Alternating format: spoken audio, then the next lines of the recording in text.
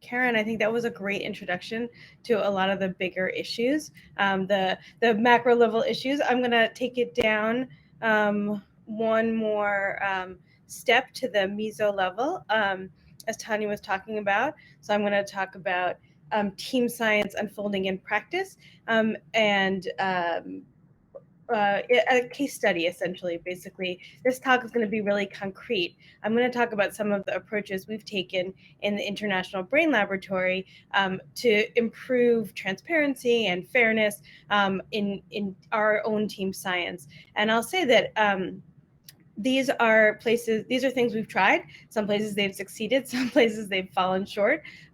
We're scientists, so our approach to team science is scientific. We're going to try things.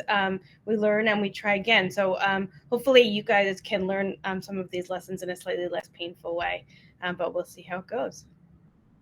Okay. So first, just a little bit about the IBL to give you some context. We are a distributed network of 70 researchers that includes PIs, postdocs, graduate students, technicians, and staff.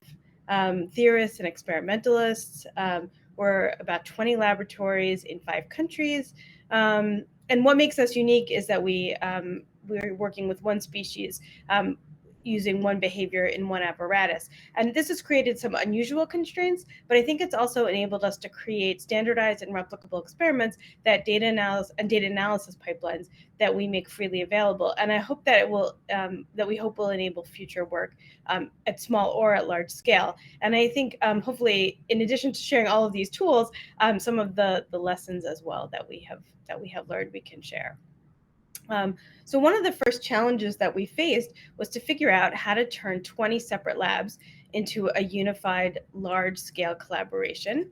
Now, we have lots of examples of successful labs run by 1 or 2 PIs.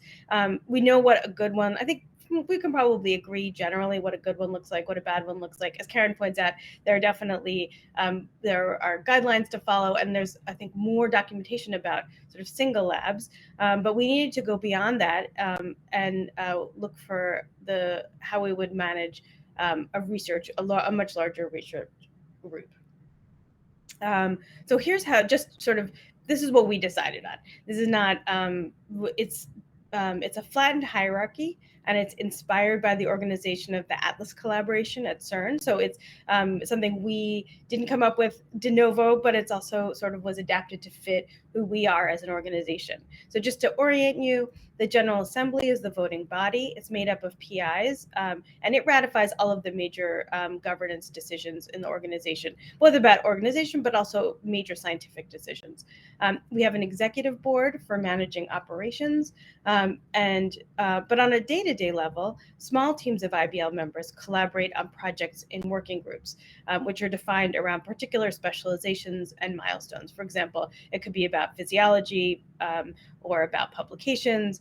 And these groups are jointly coordinated by a chair and an associate chair, typically a PI and a researcher, respectively. And the decisions and proposals created by these groups are then shared back to the executive board and the associate chairs committee. And in this way, we facilitate communication both up and down and laterally through the organization. So you can see that the units of work are still kind of close to a single PI lab, but they're actually now mixed up. So it might not be the PI that is your home PI that you're working with. You're working with a PI from a totally different lab. So researchers have great opportunities because they get to meet and work with lots of different PIs. But you can see that there could easily be cultural conflict because lots of labs run differently, and now people from different groups are going to be working pretty closely together. So I'll hint that that's coming down the road. But I also want to note here that staff representatives and researcher representatives are a key piece of this organization. They make sure that the voices of these stakeholder groups are reflected even in the General Assembly, which is composed primarily of PIs, right? A big piece of transparency and fairness is that everybody's voice is heard, and so this is a specific mechanism by which we enable those voices to be part of the decision-making process. And then I'll show you, actually, there are other ways in which people are incorporated at all levels in the decision-making process, but this is sort of the first one along the way.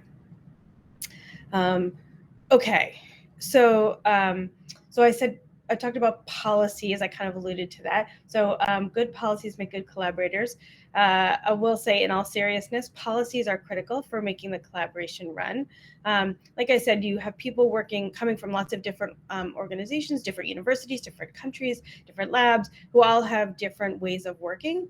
And so we have to be able to all work together. So we have to settle on what is the way that we all agree is going to be to work together. So it definitely helps to alleviate tensions that arise when personal priorities among individuals come into conflict, or when personal and organizational priorities don't easily align. So some areas where we have formal policies, we have conflict resolution, ethical behavior, publications on credit assignment, data release and sharing. We have many, many more. They're all on our website. Like all of our software, all of our policies are also posted publicly so that if anybody wants to adopt them, they can. But a big piece of this is doing this in advance. So setting clear expectations about how we work together in advance builds trust and confidence in the organization. And I think sort of to what we've been talking about with regards to EDI, it also protects researchers against power imbalances. So there are lots of ways in which people, in an idiosyncratic culture where some people hold all the power and some people hold no power, and the rules are not clear, it can be very, very difficult to navigate for anybody, but particularly for someone who comes from a traditionally underrepresented group. And so it's really important that we have clear expectations for everybody in the organization. So where do these policies come from, and how can they be designed fairly and transparently? So, like I said, we have representatives in in our organization, but another part of the flattened hierarchy of the organization is the idea that is the recognition that ideas can come from anyone, and those ideas can be developed into full-fledged proposals by those who know most about the work, and that's typically a working group or set of stakeholders. So here I have a sort of diagram of our decision-making process. The whoever thinks of the idea basically will work with a group of people on developing a full-fledged proposal. Once we have a draft of that policy, we start talking about it through discussions on Slack, through direct comments on the text in Google Docs, and in Zoom meetings. And the policy will be edited in response to the discussion, and when the working group thinks it's ready, it will be sent to the General Assembly to vote. But this is not just any vote. We're asking folks to tell us whether the proposed course of action is good enough for now, safe enough to try. Right? So we don't say we're going to get it right. It's an iterative process, and we learn through experience what works. And when it doesn't, we start revising. So we're actually on our third version of the authorship and credit assignment policy. That's a really tough one. So this is the process that we use. And now I'm going to go through a couple of examples of policies of things that we have been doing. So I'm going to talk very, very briefly about one policy that has been critical. As I said, assigning credit is sort of crucial to everybody's career trajectories. And so we have been through many iterations of it. Now, Tanya and Zifan are going to talk in much more detail in the subsequent talks, but I wanted to point out a few things that I think are relevant to sort of this, the team science level. So we started with a credit assignment matrix similar to ones that you may have seen if you follow these things. And if not, you'll have another chance to see it because I think that Tanya is going to talk about it too. But the only thing to note here is that this is a credit assignment matrix where on the left side, you have basically all the standard credit taxonomy categories. On the top are all the authors on our paper. This was taken from our first paper. And you can see that basically this is a visual representation that there are some people who did some kinds of work and some people who did other kinds of work, and some people did more and some people did less.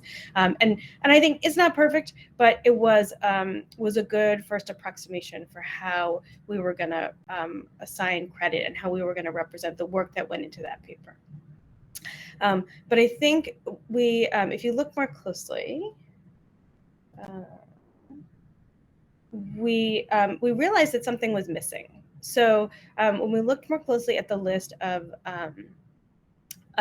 credit categories, we realized that in the process of building these standardized pipelines and workflows, there was a lot of work that didn't fall into any of those categories. And yet we would not have been able to write those papers without them. And those are things like outreach work, right? The data and the code does not share itself.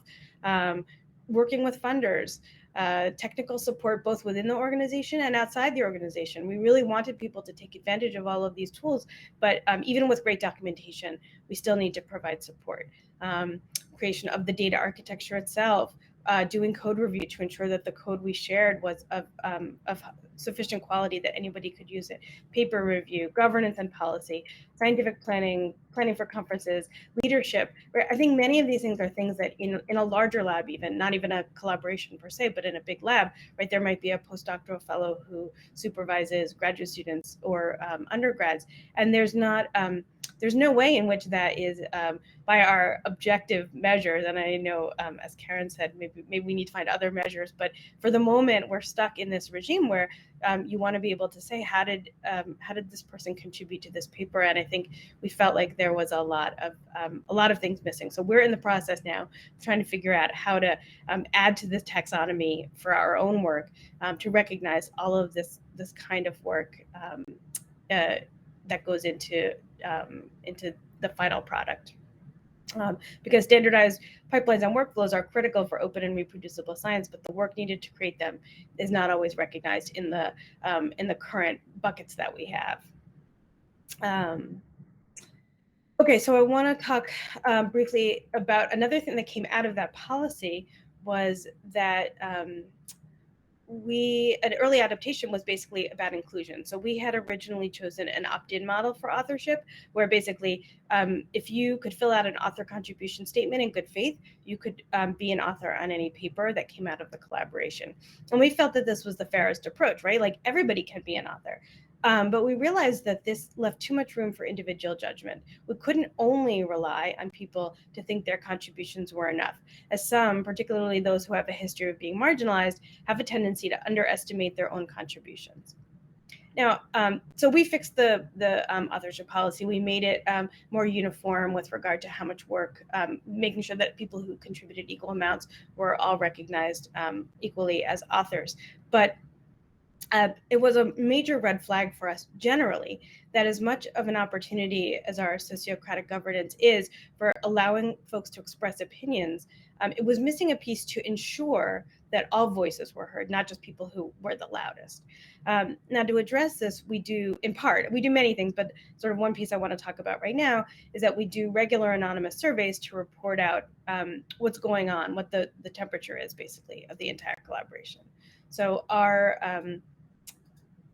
survey, this is a snapshot of sort of the introduction. It's an anonymous survey to capture feedback about the organization.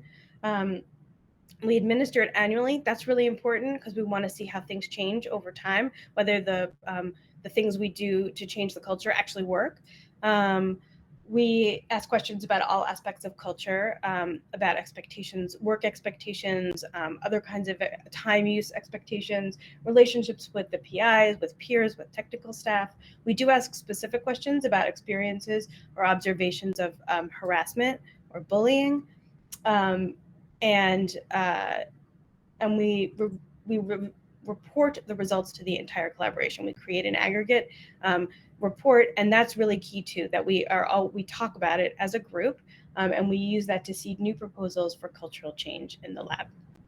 And we found this to be incredibly useful in making change in the organization. So I should say I did not create this from whole cloth. It's adapted from a great tool created by Leslie Vossall for her own her single PI lab. And so I really would recommend that you take a look at it. I think it can be really useful for organizations in general.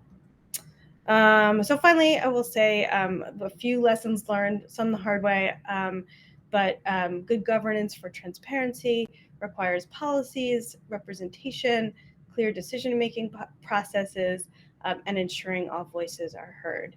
And I think good governance and transparency make it possible for large groups to work together, but I think they also improve the quality of the workplace for everybody. And finally, thanks to everyone who makes this work possible. A big piece of team science is that there's always many people who contribute to this greater whole. And of course, thanks to our funders who have given us the resources to run this big team science experiment. So thanks so much.